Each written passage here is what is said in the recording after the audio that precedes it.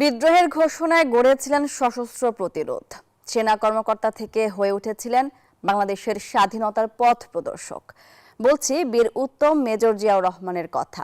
মহান মুক্তিযুদ্ধে রণাঙ্গনে ছিলেন সম্মুখ সারিতে, অসীম বীরত্বে লিখেছিলেন যুদ্ধ জয়ের ইতিহাস, যার নেতৃত্বে গড়ে উঠেছিল বাংলাদেশ সেনাবাহিনীর প্রথম ব্রিগেড জেট ফোর্স।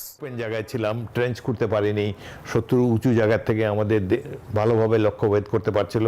ওই সময় বিমান আক্রমণের ফলে এবং আমাদের সৈনিকদের দৃঢ়তার ফলে আমরা সেই মুহূর্তে তাদেরকে পরাভূত করতে সক্ষম হই।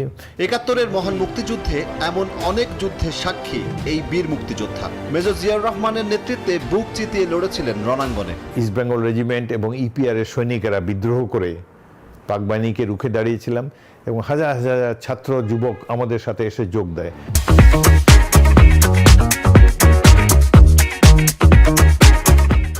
বর্বর পাক বাহিনীকে মোকাবেলা সহজ ছিল না, যার প্রেক্ষাপট তৈরি হয়েছিল ধারাবাহিকভাবে। চট্টগ্রাম বন্দরে অস্ত্র গোলাবারুদ খালাসের অপেক্ষায় পাকিস্তানি জাহাজ সোয়াত। পূর্ব পাকিস্তানে চলমান আন্দোলন দমাতে ক্যান্টনমেন্টেও চূড়ান্ত পদক্ষেপের কানাঘোষা।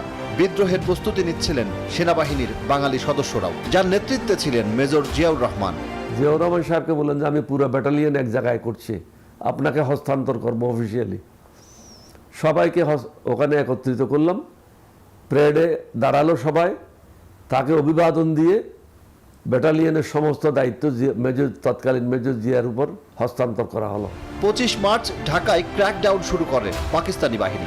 চালানো হয় নির্বিচার গণহত্যা। সেদিনই জিয়াউর রহমানের নেতৃত্বে বিদ্রোহ ঘোষণা করে সেনাবাহিনীর বাঙালি সদস্যরা। সারা দেশে শুরু হয় ইপিআর, পুলিশ আর ছাত্র জনতার প্রতিরোধ যুদ্ধ। জিয়াউর রহমান সাহেবকে দায়িত্ব দিলেন সেকেন্ড লেফটেন্যান্ট শমশের মুবিনকে সাথে নিয়ে ১৬ শহর থেকে চট্টগ্রাম সেনানিবাস পর্যন্ত যতগুলি ব্যারিকেড আছে সব ব্যারিকেডগুলি উঠাই দেওয়ার জন্য। ওনারা ব্যারিকেড একটা উঠাচ্ছেন, দ্বিতীয়টা যাচ্ছেন, প্রথমটা আবার নিজের জায়গায় জনগণ প্রতিস্থাপন করছে। পাকিস্তানি বাহিনীর সাথে অসম এই যুদ্ধে সাহসের কেন্দ্র হয়ে উঠেছিলেন জিয়াউর রহমান, যার নেতৃত্বে গড়ে উঠেছিল বাংলাদেশ সেনাবাহিনীর প্রথম brigade Z force. East Bengal রেজিমেন্টের প্রথম, তৃতীয় এবং অষ্টম ব্যাটালিয়ন নিয়ে গড়ে তোলা হয় জেড ফোর্স। ৯ মাস অন্তত বীরত্বের সাথে এই জেড ফোর্স যুদ্ধ করেছে। মুক্তিযুদ্ধের সবচেয়ে বেশি সাহসিকতা পদক জিয়ার নেতৃত্বে এই জেড ফোর্স অর্জন করেছিল এবং জেড ফোর্সের শহীদদের সংখ্যাও সর্বাধিক। নেতৃত্ব আর সাহসের অসাধারণ মিশেলে একজন সামরিক কর্মকর্তা থেকে গোটা জাতির স্বাধীনতার কাণ্ডারি হয়েছিলেন জিয়াউর রহমান, যা এই বীর মুক্তিযোদ্ধাকে বাংলার ইতিহাসে রেখেছে অমর করে। সজল দাস, নিউজ 24, ঢাকা।